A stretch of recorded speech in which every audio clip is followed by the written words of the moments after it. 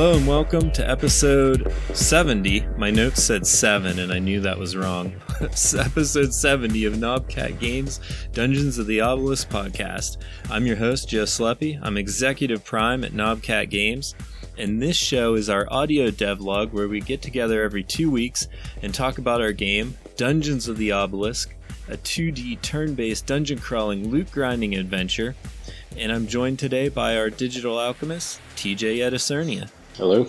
Let's see, you weren't on the last episode, so we didn't get to hear about the big bug crunch update from you. So that's probably our main topic today, getting into a little bit about like some of the bugs. I think for the players listening that we're dealing with the jeweler crash, you know, every time you click the shop or the jeweler, I think they probably would enjoy knowing what was actually going on now that it seems to be fixed. Yeah, so we could start with that specific bug, because that was actually a pretty bad one. Because that one seems to be linked to the fact that not every PC is the same. Stronger ones had the crashing less. Weaker computers would have it a bit more often. And it was one of those things where if you open up the shop once, then if you close it and open it back up, it's not going to happen again. So something about the starting process of the shop was causing it to crash. As I was hunting down the issue, it seems to more just be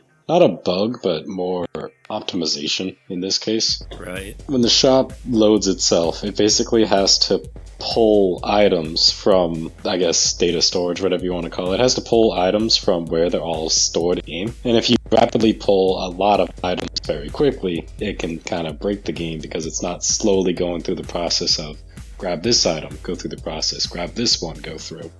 Instead, it's like, all right, grab 15 different items all at the same time, probably even more than that. It's like however many items are in the shop, it would grab all of them at the exact same time. Yeah, I was going to say, because our inventory can grab like 200 items, right? Is it the same process? The inventory's, it's a lot cleaner on the inventory because it's looking for something on your save file and then converting it into a proper item as it should be. So looking for some bit of data that's already there and then swapping it, like if it's a number 1, then that means the stat is strength or something. So that's much faster than generating an entirely new item. It's more like when you finish a battle in a dungeon and you get your loot. Every time it does that, it has to generate a loot item, and that's exactly what was happening with the shop. So I see. If you have the shop, like if you have the Emporium page, it has to load like 6 different items. The Tailor, it has to load like 4. The Curios was pretty bad because it had to load every single one. Right. And the more items that got added in, the worse the crashing started to become, which was very clear that loading was actually the issue the whole time. So since it's really just trying to load a loot item, and it doesn't need a ton of information, it just needs, what is this item called? What is this item? Like, what's its little description? What does it look like? I kind of just shorthanded the process down, so instead of generating an entire item of every little bit, it just gets like the bare bones basics. What is it called? What does it look like? Which ends up being significantly faster. Right, I was going to say, it really doesn't even need to load an item, it just needs to be like a picture of it, right? Yep, it just needs like name and look. So it very quickly just finds what is the name of this thing, what is the look of it, which just grabbing that is a lot smaller than grabbing an entire piece of loot, which has like 30 different data variables on it. Right, because it was basically like saying like, oh, you completed a battle and you just dropped, 100 pieces of loot and we have to roll them all. Yep, that was the big thing, is that it was rolling all the stats on it, but when I'm looking at a chest plate in the shop that I haven't bought yet, I don't need stats on it. Stats don't even exist in the first place. It's just the look of it. Right. Yeah, I was just like clicking through the shop right now. So like each cosmetic, like legendary set would be like 6 or 7 items. And then your townsfolk clothing, realm battle armor would be 8 there. Actually, there's 9 for the bubblegum armor, so 9, 8. This podcast doesn't have to be me doing math, but I'm already at like over 30, 40 items. So that definitely makes sense. Yeah, it's like it's trying to load all these things that doesn't have to be loaded. Right. Like even if you go to the bank, does it have to load in Like, does it count like when you load in like the zap energy and stuff too, like on these? The bank was loading. Any item in the bank was. Gold and such, it didn't, because that's just a number, but anything that's like a loot item that goes to your inventory, it had to generate the whole thing, stats and all. Yeah, even like the consumable supporter pack is like 12 items. Yeah, I can see why that was happening. Yep, I would just become a little too much for the system to handle. It's funny how things will like work fine and you don't realize that it's an issue. You know, now that we're like saying it, it's like, duh, why would you load those in every time you open the shop or whatever? But when you're initially making it, it's like, oh, we just need to show this item in the shop, so we'll show it the same way we always show it. And then, you know, eventually it becomes an issue. Yeah, when you first think about it, it's like you're setting up the system, you need to generate the items. It's like, oh, of course I'll just generate the item. It's the shop. I'll just take the usual item generation. Then over time you realize, like, this is a bad idea. Right. Yeah, it's so funny to me how like that kind of stuff happens. Like, you really don't want bugs, but like sometimes they're just like so inevitable. Kind of like the bug with the player experience, where it just got to be such a huge number for the player XP that it like just basically cleared out the player's inventory or their whole character. Yeah, that one was starting to get bad, because initially it's like we're making the numbers for leveling up. Things are adding up just fine, and you don't consider how quickly somebody might reach a certain level. So eventually they're going to hit at some point they'll hit the integer limit, which that will have to be fixed before that should happen, but I'd like to imagine that's a while away. Outside of the integer limit, you do have the fact that where you're storing the data does have a limit to how big that data can be. Originally, the player's level was mixed in with other little data points, like you're trying to condense what is their Paragon level, what is their level, how much XP do they have, how many Paragon points do they have in each little Paragon thing. Taking all of these, condensing it down to a single little data point ends up being too much for the game when the amount of XP you need to level up gets too high. Right.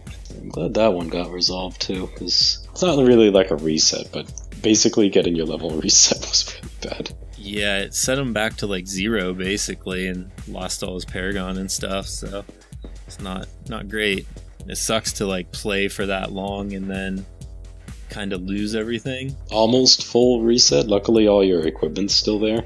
Yeah, so most of February and March, your time on the game was spent like crushing bugs. I'm trying to think of what else there was that was like a major ones. It seems like the game is running like really good now. Yeah, things should have been notably smoother after changes that happened. I know that more recently there was the fact that certain stats for being either ignored or not calculated correctly. Like in auto mode, mana cost reduction was completely ignored. You typically would play in auto mode, but then an entire stat was ignored, which would very easily lead people to think that it's useless. Yeah, because I found that one because I was trying to...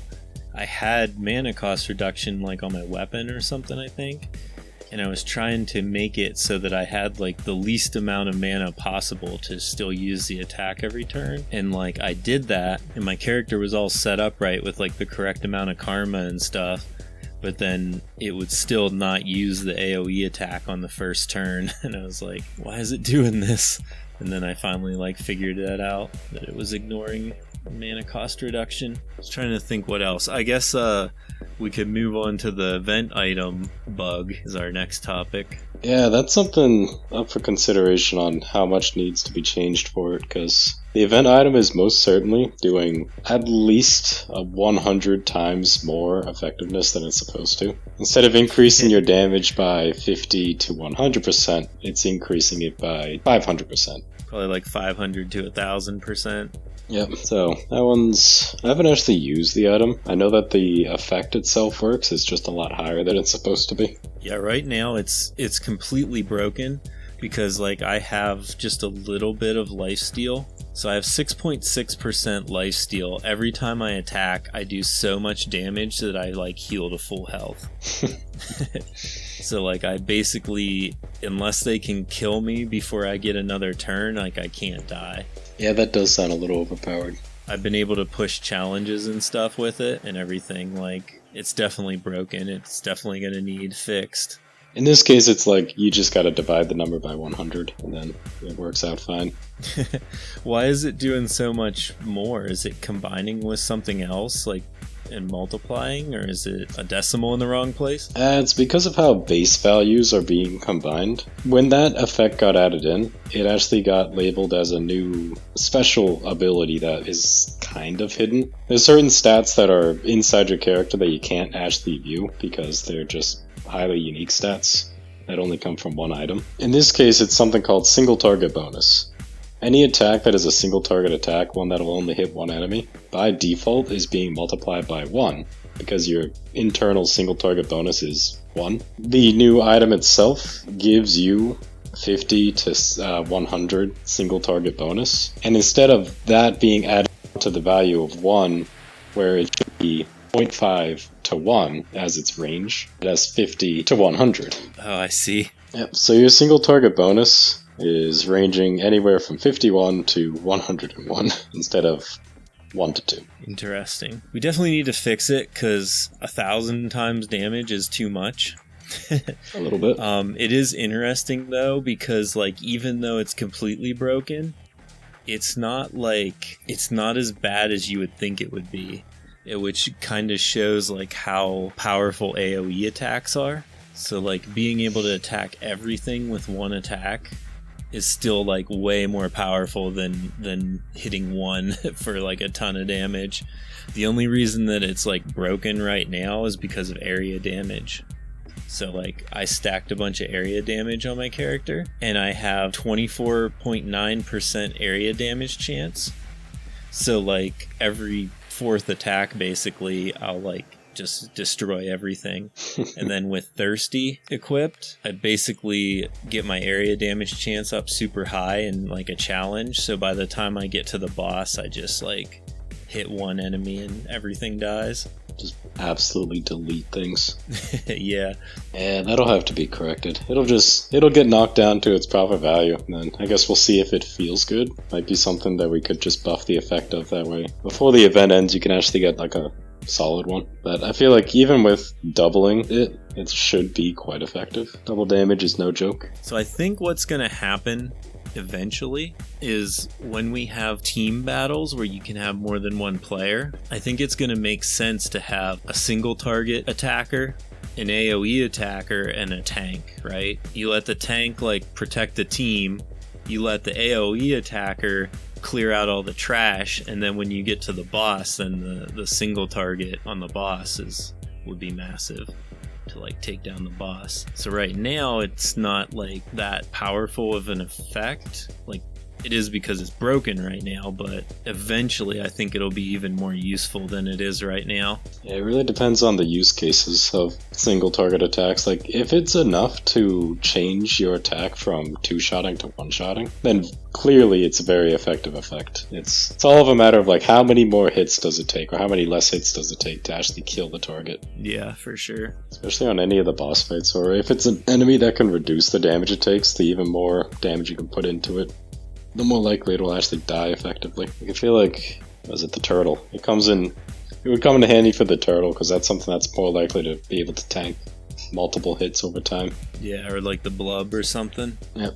Something that can either block or just has damage reduction built into it. I am excited to see eventually when we get to it, but like a turtle or a blub challenge, because they have so much health, to see how like that plays out. Yeah, like is it going to be doable? Yeah, the blub doesn't do any damage, so it's just a matter of eventually killing it. But like the turtle is a real tank because it can deal damage and tank it. See, I want to see the enemies that can heal way in, because you go to attack and then it's like, oh, I got like 8 enemies that can heal themselves or one another, so they just bounce healing around constantly. Yeah, frogs I think will be a miserable challenge. I think it'll be one of the toughest. Yeah, that is not going to be easy, which is perfect. Live up to its name of being a challenge. Let's see, the last thing on my list of notes to talk about today, I think we've covered most of the bugs. Were there any other major or interesting ones? Biggest thing was keeping people from crashing, and that Paragon XP stuff, so those were fixed up, those were cleared, hopefully. There is one little item that found its way in that I had noted in the update. I don't know if anybody's gotten one to drop yet, though. The useless bobble. The useless bobble's in. The useless bobble can pop up. I don't know if anybody's managed to get a useless bobble, and I don't know if it's going to be doing much for them if they do. It is useless. And that drop chance is low. Yeah, I don't have one yet. I want to see it in game though. It was basically something that we added just as like a kind of an inside joke. Because Vant loves to farm for like really pointless things. Like he has like because of a bug, he got like a couple recipes that are like extra, and he just has them in his inventory. So since he loves stuff like that, we added the useless bauble for him to farm for. See how many he can get. A little something extra that you can go get. Won't do you any good. I think that kind of stuff makes it fun to just have like random little hidden things. You know, maybe it doesn't do much, but it adds a little flavor to the world. At the very least, it's not completely useless. Like, it's not like it does nothing. Stuff like that reminds me of Dark Souls 1. You could get I think it was the pendant. In the pendant's description, it tells you, this item does nothing. This item doesn't do anything at all. And for years and years, people were trying to figure out, like, oh, they added this in, it does something. Maybe you gotta bring it to this wall, you gotta activate this one thing, do this one emote. It's like, no. Genuinely, this item actually doesn't do anything. It is there as a joke, and you fell for it. Yeah, I think the real flex is having enough useless baubles to actually activate their ability and have the buff on your screen. It does last a long time, so if you can get one, I think it's every 1 a month is what you need. Yeah, it's a 1% to all non-combat traits, and it lasts for 31 days. So if you can get 12 of them, they'll last for over a year. Just good luck getting all 12. Good luck getting one. Yeah, I'm curious. I keep checking my inventory to see if I've gotten one yet. I'll get one eventually. Theoretically. Speaking of that was like the last thing that I added to the new wiki, because I was like, oh yeah, I forgot about the useless bauble. I added it to the buffs. But that was our next topic to talk about, is the new wiki. Previously, I had started a wiki on fandom, and it still exists, but it is rampant with ads. If you try to go there on your phone, it's pretty much impossible to like close all the ads and actually see what you need to see. I hate trying to use that site on my phone because it works so poorly with all those ads that it crashes. I can't even use it. Yeah, that's why I wanted to move away from it. There's like a bunch of different WordPress plugins that you can get. And there was one that was like $150 a year, and it was like, this is the best wiki. If you want to make a wiki and you can afford this is the way to go. And I was like looking at it and I was like, interesting. Like, what does it actually do for me? And then I realized like all it really does is like make links for things and menus like automatically. So like if I make all the buffs and I put them in the buff category, then you'll have a buff link that'll show them all. And I was like, I can just do that in regular WordPress. So I got a free plugin that was called Categories for Pages, because pages themselves don't have categories, but like posts do to your blog. So I just got a category plugin for pages, and now I can just put categories on all my pages. So I just make a page for every item and categorize them, and then I make my own menus, and it's coming along. You can find it at dungeonsoftheobelisk.wiki. But since it's a WordPress site, only I can edit it, so it's not technically a wiki. It's more of like a information base, I guess. But if you are there and you find something missing or something that I need added or something you think I should work on next, I made a channel in the Discord for the wiki specifically, so you can go there and let me know if you find anything wrong with the wiki, and then I'll update it as I have time. Yeah, I'm actually cycling through it right now, and in terms of like plain and simple show that you need to see, it definitely gets the task. I feel like it's the most important part. Yeah, it's pretty basic right now. At some point I'll maybe get Brittany to give me a hand with it, because she made the knobcat.com site and did all the backgrounds and templates and things for that. So she might be able to make it have some more character to it, but right now it's just a basic information. So the information you need is there for you. That's me an old site I used to use for Demon Souls years ago. Because at the time, wiki sites that you would use for games weren't too popular. They weren't too big yet. So a game like Demon Souls didn't have a very good one. So the one that you would find was incredibly simple in terms of design, but it gave you exactly the information you needed. It didn't have anything else to it. Just here's the information you need. Going into full detail of how you need it. Yeah, that's the thing right now is I need to know what people want to see on there. You know, if there's something missing or some bit of information that you think would help out, then let me know and I'll get that all added in. You know, right now it's basically just a list of items, basic stats for the items, you know, list of the buffs, list of blacksmith and costs for the blacksmith, things like that. So if you think something should be laid out better or differently or is missing, definitely let me know. One of the things that does come in handy is when it's a site designed by a developer, then it kind of becomes clear when there's information that wouldn't typically be easy to find. Like, the base value of stats is something that a typical player won't see. If you're level 10 and you get a weapon, you get the level 10 stats of that weapon, modified by your other stats. But since you made the site, you know what the base values are, so you can actually get the raw numbers that somebody else might never be able to find. Right, yeah, for like attacks and stuff. Yeah, like the actual base, like, you know, the glute fist, 60 to 90% physical damage to the closest. But that 60 to 90% gets multiplied by, that's the percentage of your strength, but then all of your other, it would be almost impossible to figure out to work backwards, like your crit and your all of your like physical damage boosts and stuff, to like see your attack damage and then work backwards from that. With this, you don't actually have to do the backwards math because you actually have the raw numbers of where this all starts from. Yeah, the other thing that's would be real confusing trying to figure that out is that there's weapon power is a hidden stat on weapons that's scales based on level.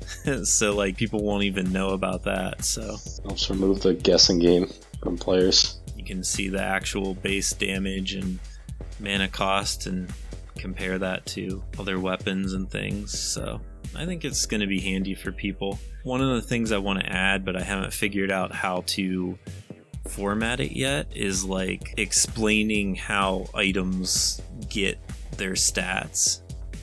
So like a weapon always has like one major trait and two minor trait modifiers, but like how to lay that out, you know, it's in there per item for the modifiers, but I think having one page that's like legendary helms always get these stats and then like, or these modifier slots.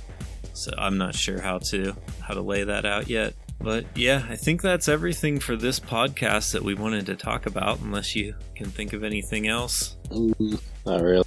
The fact that I'm just gonna try to fix more bugs for people. I got nothing going on. Right on. In that case, we'll wrap this thing up. Thank you for listening to the end of this podcast. We really appreciate your interest in our game. If you're not in our Discord, go to the link in-game or on knobcat.com and join our Discord. Talk to us there, ask us questions, link to everything you need. And we also have our social media that probably hasn't been updated in a while, but we have Instagram, Twitter, and TikTok, which are all at Dungeons Obelisk. I stream occasionally and then upload those videos to YouTube as well. So you can find me at twitch.tv/StarRambler, or you can just search Dungeons of the Obelisk on YouTube. And if you haven't yet, leave us a review on Steam, because that's the main way that people are going to find our game right now. So that would really help us out. And I think that's everything. We'll see you in 2 weeks. Bye. See you later.